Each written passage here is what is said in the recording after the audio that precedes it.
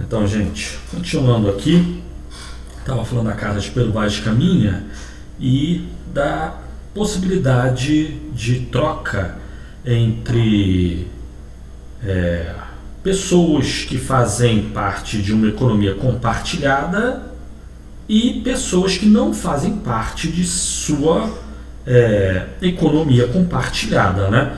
Então você tem uma tribo que trabalha e produz sob certas condições e essa riqueza produzida, o fruto do trabalho, é compartilhado entre os membros da tribo. Com pessoas estranhas, estranhas à tribo, não existe compartilhamento. O que vai existir é troca, mas algo esporádico, uma vez ou outra, né? Não é a norma da economia de tribos primitivas, né? E para esses eventos de troca esporádicas, a gente tinha o quê? Que o padrão de troca que se realizava esporadicamente era baseado no famoso escambo, né? O escambo ele consiste na troca direta de um produto por outro, como a gente viu ali na carta de Pero Vaz de Caminha, era o índio querendo o colar do português e, ao que parece, se dispondo a entregar ouro em troca do colar do português. Era um produto por outro. É claro que você vai poder dizer, né? Ah, não, mas em Portugal ouro era moeda. Tá, para os portugueses ouro até poderia ser moeda, mas para os índios não, era uma pedra como outra qualquer, né? Era um produto, um objeto da natureza como outro qualquer. Os índios não realizavam comércio, não viviam de comércio, eles não realizavam nem mesmo troca, isso era algo esporádico, e para os índios eles ofereceram algo que eles tinham em troca daquilo que os estranhos tinham, e o objetivo, a troca no caso, seria uma troca direta, produto por produto. Seria o colar do português em troca do ouro do índio ou qualquer outra coisa, né? Como eu citei, como eu falei no vídeo passado, o Pero Vaz de Caminha, ele põe na carta, eles ofereceram vinho para os índios. Os índios beberam e cuspiram fora, não gostaram do vinho. Pois então o vinho os índios não querem, eles vão querer outra coisa. E por essa outra coisa eles entregam aquilo que eles tenham e os estranhos, no caso os portugueses, pudessem querer. E aí isso se dá esse nome, essa expressão aí embaixo do vídeo, né? Que tem que, para haver uma troca dessa forma esporádica, uma vez ou outra, sem moeda, uma troca assim é chamada troca direta, produto por produto, é o chamado escambo, e para haver essa troca direta é necessário haver a dupla coincidência de desejos, né? Então você tem que ter uma pessoa que tenha algo. Na imagem ali da direita é um desenho, né? Um homem segurando um coelho e o outro segurando um peixe. O homem que tem coelho quer o peixe, o homem que quer o peixe, que tem o peixe quer o coelho. Eles podem trocar peixe por coelho entre si, né? Ou na imagem à esquerda também alguém tem peixe, mas deseja grãos ali, vamos dizer, de milho. Do outro lado você tem uma pessoa que tem milho e deseja peixe, então eles podem trocar diretamente entre si. É isso que se chama de troca direta em economia, né? Mas para ver isso, troca direta, o escambo, na realidade, ele é bem complicado, difícil. Quando tem pouca gente, pouco produto a ser trocado, o problema é diminuído. Você não tem uma infinidade de pessoas e produtos e serviços a serem trocados. Caso haja muitas pessoas, muitos produtores, muitos produtos a serem trocados, a gente passa a ter uma dificuldade de obter a dupla coincidência de desejos. Você pode ter, de novo aí na imagem à direita, um homem ele tem um coelho e ele pode querer uma laranja, mas o homem da esquerda, da direita, o louro ali no caso, ele tem peixe. E aí, como é que vai se dar a troca entre esses dois? O cara que tem peixe, ele quer o coelho. O cara que tem coelho, ele quer laranja. Como é que o cara que tem peixe vai conseguir trocar o peixe dele pelo coelho? Bom, não vai dar, não tem troca. O que a imagem do louro ali, que possui o peixe, pode fazer é, em vez de querer trocar, de imediato ele vai querer trocar o seu peixe pelo coelho. Como o dono do coelho não quer o peixe, quer laranja, então esse cara que tem peixe em mãos, ele vai ter que procurar alguém que tenha laranja, ele vai trocar o seu peixe pela laranja, vai pegar a laranja, que ele não quer a rigor, vai voltar nesse cara que tem coelho e vai trocar a laranja pelo coelho. Primeiro, parece, tá, tudo bem, só faça isso, ele consegue obter o coelho que ele tanto quer.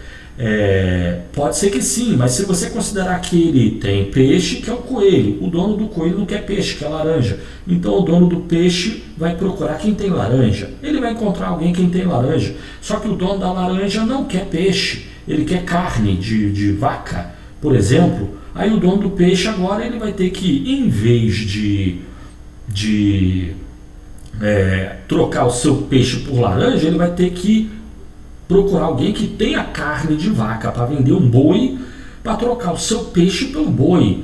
Só que, de novo, o mesmo problema pode acontecer. Ele pode ficar sempre encontrando pessoas que têm aquilo que o parceiro original, pessoas que possuem aquilo que o parceiro original deseja, e esse possuidor do peixe pode querer trocar o seu peixe por esse produto, só que o dono do produto não querer trocar com ele. E aí esse cara vai ter que sair correndo atrás de produto para achar alguém que possua o produto necessário em mãos e deseja o peixe. Aí ele trocará o seu peixe com esse produto e depois ele vai voltar todo o caminho trocando produto por produto até conseguir trocar finalmente a laranja pelo coelho, né? Não sei se ficou claro o que eu quis dizer, né? Mas é bom que não fique muito claro, é para ficar confuso mesmo, é para você perceber a dificuldade que é em realizar escambo, produto por produto. A gente precisa da dupla coincidência de desejos. Quando você tem um cara que tem peixe, um cara que tem coelho, quem tem peixe quer coelho, quem tem coelho quer peixe, beleza, troca. Não havendo isso, aí a troca vai ser muito dificultada, né? Quase que impossibilitada. E quanto mais gente tiver no mundo, mais produtos tiverem no mundo, cada vez mais difícil vai ser o escambo e a troca direta, porque cada vez mais difícil vai ser encontrar a dupla coincidência de desejos.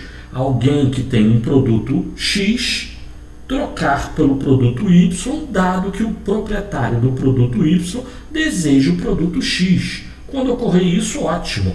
Mas no mundo, numa economia cada vez mais complexa, isso fica cada vez mais difícil ou impossível, né?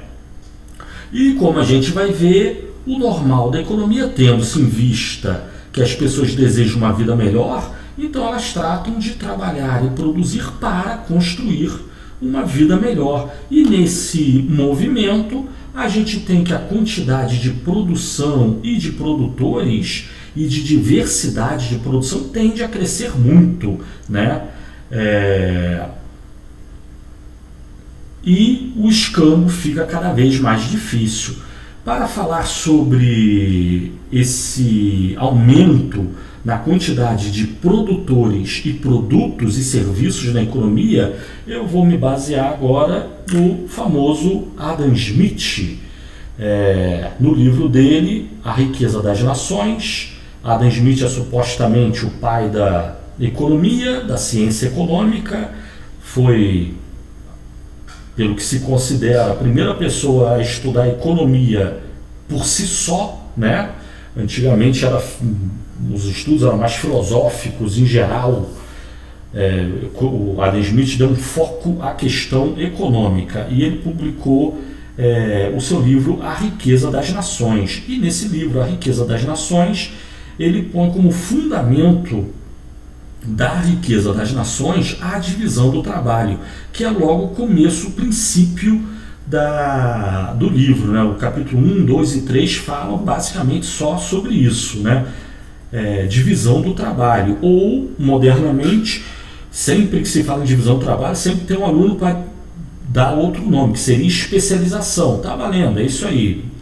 A gente está dividindo o trabalho, cada pessoa está se especializando numa atividade diferente. E quanto mais gente especializada em cada vez mais funções, mais difícil é a realização de troca direta, de escambo, né? E aí a gente já começa a ter o problema da necessidade do surgimento de algo que facilite as trocas, né?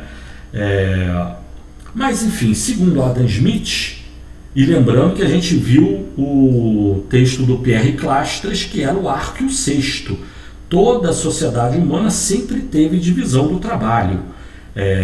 Adam Smith só chama atenção para o fato de que a divisão do trabalho é algo de fato muito importante, mas ela por si só também não garante enriquecimento ou um suficiente enriquecimento, né? Um crescimento enorme do volume de produção. Outras condições são necessárias, só que a divisão do trabalho seria o beabá da economia, né?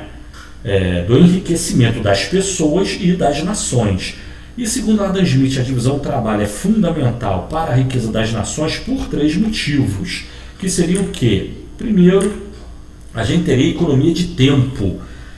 Na medida que a gente divide o trabalho, cada pessoa realiza um trabalho diferente, então a gente tem o quê? Que pessoas que antes perdiam tempo trocando de uma atividade para outra, agora, como cada pessoa está realizando uma única atividade ou poucas atividades, o tempo perdido ao se mudar de atividade não é mais perdido. Então você imaginar o cara que pescava e que caçava, ele estava pescando, estava no meio do lago, digamos, ou do rio. Para chegar no meio do lago do rio, isso já levou tempo. E até ele se preparar para a pesca, isso leva um tempo. Se ele tiver que parar de pescar para ir caçar, isso vai levar perda de tempo. Se em vez de você ter uma pessoa que fica pescando e caçando ao mesmo tempo, ou no mesmo dia, perdendo tempo, se deslocando de uma atividade para outra, a gente manter uma pessoa pescando e outra caçando, isso por si só já é um bom negócio. E qualquer tribo primitiva já fazia isso. Você tinha os caçadores e tinha os pescadores. Não tem alguém que faz tudo. Você tem a mulher coletando e o homem caçando. Não tem cabimento. Você tem um caçador que vai ficar coletando também. Cabimento até tem, mas para desenvolver a economia, uma pessoa faz uma atividade, outra pessoa faz outra. Com isso a gente economiza tempo. A economia de tempo aqui é no sentido da não perder tempo na mudança de atividade, tá? Nesse sentido, a economia de tempo. Outro motivo, segundo motivo, seria o ganho de habilidade. Aí estou botando a imagem de um mágico aí, né? Você fazer várias coisas, você acaba fazendo mal, todas elas. Então você se dedicar a uma única atividade, com o tempo você vai ganhar habilidade, você vai passar a conseguir fazer coisas que antes, a seus próprios olhos, era algo muito difícil, né? Então você tem um pescador que ao longo do tempo pesca, na medida que ele vai pescando, cada vez mais ele vai se tornando mais e mais hábil na pesca, né? Um exemplo que eu sempre gosto de chamar a atenção é a ideia de você ter um pescador e ele vê as gaivotas. Quanto tempo ao longo da história da humanidade levou para a espécie humana, para os pescadores perceberem que aonde tem gaivota voando em cima do mar ou de um lago, de um rio, é porque ali tem peixe. Será que isso foi rápido ou levou muito tempo? Bom, não sei, mas tem a ver com habilidade isso, né? Na medida em que o pescador percebe isso ao longo da história, hoje em dia é beabá, mas se pensar um Neandertal perceber isso, certamente levou tempo. Na medida em que ele se torna pescador, ele vai ganhando habilidade e conseguindo fazer mais e melhor, desenvolver sua atividade cada vez mais e melhor, né? Então esse é o segundo motivo, segundo Adam Smith. Um terceiro motivo seria a invenção de máquinas ou de ferramentas. No caso, ele fala em máquina, mas é no sentido de ferramenta, meios de produção que facilitam o trabalho humano. Então, na medida que a gente divide o trabalho, cada pessoa realiza uma atividade específica, a gente tem que essas pessoas que estão destinadas a cada uma de suas respectivas atividades, cada um deles tende a melhorar a sua própria atividade, né? Ele passa a pensar, a elaborar, se não me engano, Adam Smith usa até a palavra engenhosidade, né? Então as pessoas passam a elaborar meios, formas, ferramentas, máquinas, armadilhas para caçar, né? E outros aspectos de sua atividade, misturando aí o problema, a questão do ganho de habilidade e da invenção de máquinas, né? Então, segundo Adam Smith, por esses 3 motivos, a gente tem ganho de produtividade na economia, tá certo? Mas aí vamos ver um trecho do Adam Smith, mas aí deixa para o próximo vídeo então. Valeu, tchau!